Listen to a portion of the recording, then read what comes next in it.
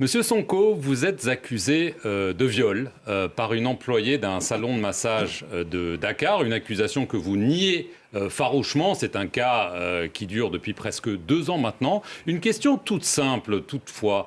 Pourquoi est-ce que dans cette procédure, vous avez refusé un prélèvement d'ADN? Parce qu'après tout, ça aurait pu clarifier les choses une fois pour toutes. D'abord, on n'est pas en face d'un dossier judiciaire, on est en face d'un complot d'État. Et la procédure a établi le contrôle. Vous savez, un des éléments les plus importants, c'est qu'il y a eu un rapport interne de la gendarmerie, commandité par l'ancien commandant-chef de la gendarmerie. Et ce rapport a établi qu'il y a eu un complot d'État qui a commencé avec des proches du président de la République, Macky Sall, et qui s'est poursuivi jusqu'au président lui-même. Et je vais m'expliquer. Lorsque cette affaire a éclaté, j'ai très tôt dit que c'était un complot d'État parce qu'il n'a jamais été question de viol et il ne sera jamais question de viol me concernant. Lorsque tous ces éléments-là sont réunis, établissant un complot jusqu'au plus haut sommet de l'État, pensez-vous que quand un État prépare un complot, il va laisser ces détails? Au nom de quoi je me soumettrai à un test ADN sur une procédure dont celui qui avait demandé des prélèvements est lui-même impliqué dans le complot, c'est-à-dire le procureur de la République, et qu'il a été capable, fait extrêmement gravissime, de modifier un rapport d'enquête d'un gendarme à la base pour pouvoir m'incriminer. On n'est pas dans un dossier ordinaire et c'est pourquoi je ne me soumettrai pas à ce test. Monsieur Sonko, les opposants Karim Ouad et Khalifa Sall ont une condamnation qui, a priori, les empêche de se présenter. L'ancienne première ministre, Madame Aminata Touré, qui vient de déclarer sa candidature, elle est aussi mise en cause, cette fois dans la presse, pour sa gestion au Conseil économique et social. Si vous-même vous êtes renvoyé en procès puis condamné, vous ne pourrez pas être candidat l'année prochaine. Est-ce que vous pensez que c'est une stratégie délibérée ou pas? Mais vous avez la réponse à votre question. Vous savez très bien que depuis que Macky Sall est président de la République du Sénégal, on assiste à un phénomène inédit. C'est la première fois au Sénégal qu'un président de la République choisit qui doit aller à une élection. Le président Macky Sall, il sait qu'il ne pèse plus absolument rien au Sénégal. Il est passé de 65% de score en 2012 lorsqu'il est arrivé au pouvoir à 46% lors des dernières élections législatives, c'est-à-dire qu'il est minoritaire et minorisé dans ce pays. Il sait que tous les Sénégalais lui ont tourné le dos à cause de sa gouvernance calamiteuse. Mais aujourd'hui, sa stratégie, c'est de communiquer sur l'international, de se présenter comme le seul capable de diriger le Sénégal, de gérer les intérêts internationaux.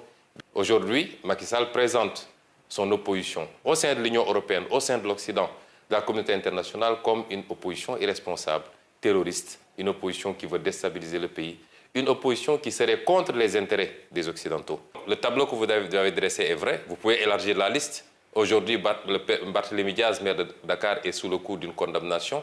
Il est à la dernière phase, la cassation. Si la condamnation est définitive, non seulement il ne peut pas candidater, mais ses mandats de maire de Dakar et de député de l'Assemblée nationale sont compromis.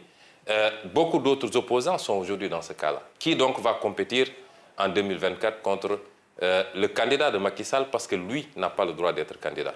Et ça ne relève pas de la démocratie et le peuple sénégalais ne l'acceptera pas. Macky Sall n'a pas encore dit s'il comptait briguer ou pas un nouveau mandat. Il estime toutefois qu'en raison de la nouvelle constitution de 2016, il en a le droit parce que les compteurs des mandats présidentiels seront remis à zéro d'après lui. On entend certains de ses proches l'encourager à y aller. Alors, d'une part, en a-t-il le droit d'après vous?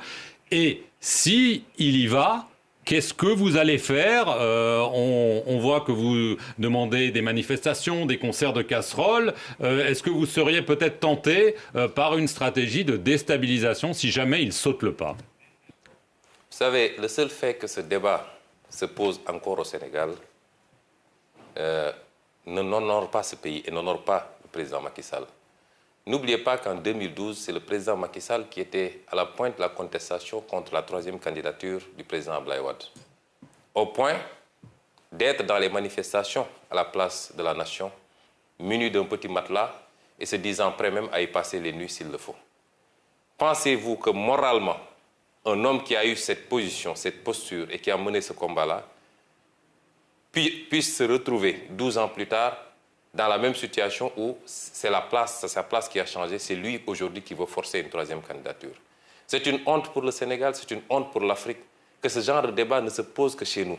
Quand on a gouverné, de la manière dont il a gouverné, avec des scandales à l'appel, impliquant ses proches, ses beaux-frères, ses frères, ses parents, tous ces gens qu'il a mêlés à sa gouvernance. Quand on a gouverné par la brimade, en instrumentalisant la justice, en libérant les forces de défense et de sécurité sur les gens, quand on a gouverné de cette manière, on a toujours peur des lendemains. Mais sur le plan juridique, tous les constitutionnalistes sénégalais, vous voyez que chaque jour ou chaque semaine, il y a des panels. Je n'ai pas encore vu un constitutionnaliste qui dise le contraire. La question de la durée des mandats n'a rien à voir avec la question de la limitation des mandats. Et nul ne peut faire 2 mandats consécutifs. Cette phrase qui figure dans l'article 27 de la Constitution a résumé la question. Qu'est-ce qui va se faire? Cela relèvera du peuple sénégalais. Vous savez, ce n'est pas une question de Ousmane Sonko ou de X ou de Y. La preuve, s'il y a une question qui fait consensus entre l'écrasante majorité du peuple sénégalais, la société civile sénégalaise, les acteurs politiques de l'opposition et même des acteurs politiques du pouvoir, parce que de plus en plus des voix s'élèvent dans le pouvoir. On a même des démissionnaires qui disent rendre le tablier parce qu'ils ne peuvent pas admettre ce débat sur le 3e mandat.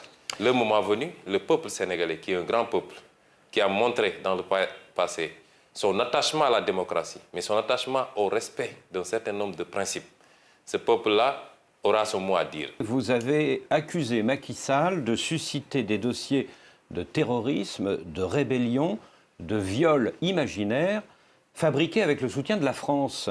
La France aurait donc participé à un complot contre vous? C'est grave, ça, comme accusation. Ce que je veux dire, c'est qu'aujourd'hui, il y a un comportement. Pourquoi on l'avait dit, justement, c'était que parce que vous, en tout cas un de vos organes, en l'occurrence France 24, RFI, s'était déplacé à Dakar pour faire un reportage tendancieux contre ma personne en essayant d'exploiter ce dossier de viol. Et de manière totalement partielle. Et aujourd'hui, lors des dernières discussions, en tout cas, des échanges qu'on a eu hier avec des responsables de RFI, eux-mêmes reconnaissent ce traitement tendancieux. Et au-delà de RFI, qui aujourd'hui est une chaîne française, il y a un certain nombre d'actes que la France pose qui nous fait penser, nous, opposition, de manière générale, que la France prend fait et cause pour Macky Sall pour des raisons qui lui sont propres. Et sur ces problématiques-là, nous voulons appeler la France à revoir sa position.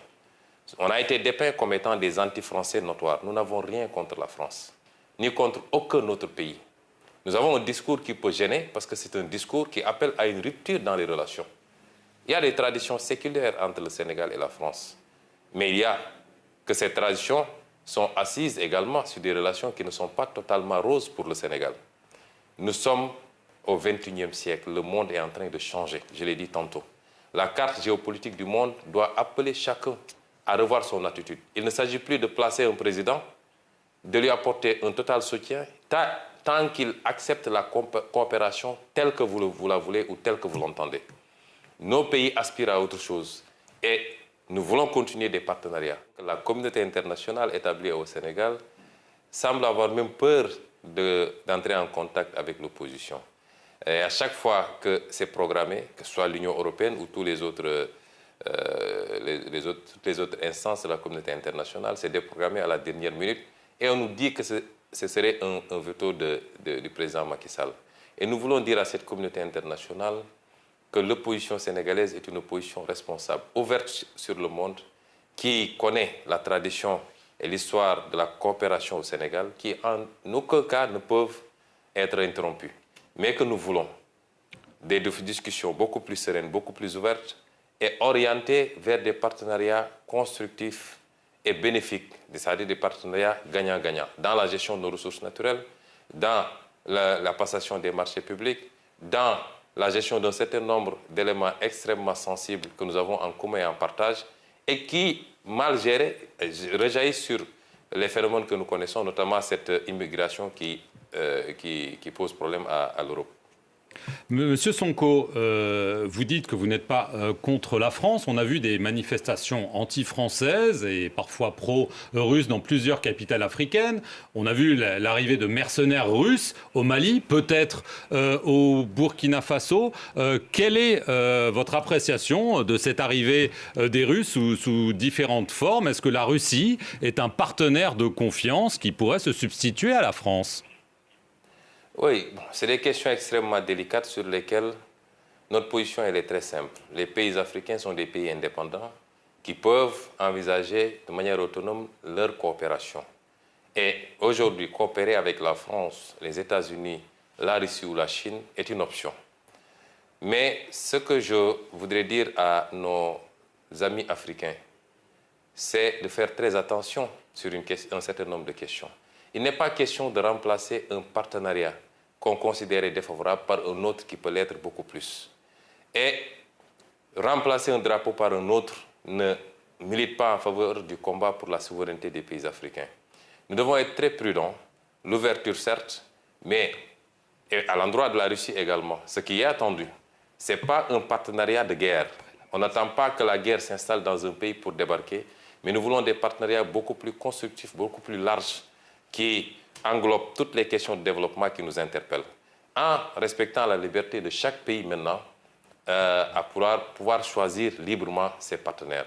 Et aujourd'hui, ce qu'on voit souvent dans certains pays africains avec beaucoup d'euphorie, me semble ne pas aller dans ce sens-là, c'est-à-dire on n'est même pas dans cette situation d'assumer une conquête légitime de souveraineté, mais on est dans le remplacement. Et est-ce que ce qu'on remplace est-ce que ce par quoi on remplace vaut mieux que ce qu'on remplace? Je n'en suis pas totalement sûr. Et nous devrions traiter ces questions avec beaucoup plus de sérénité, beaucoup plus d'analyse prospective et non pas de manière émotionnelle comme on a l'habitude de faire ici en Afrique.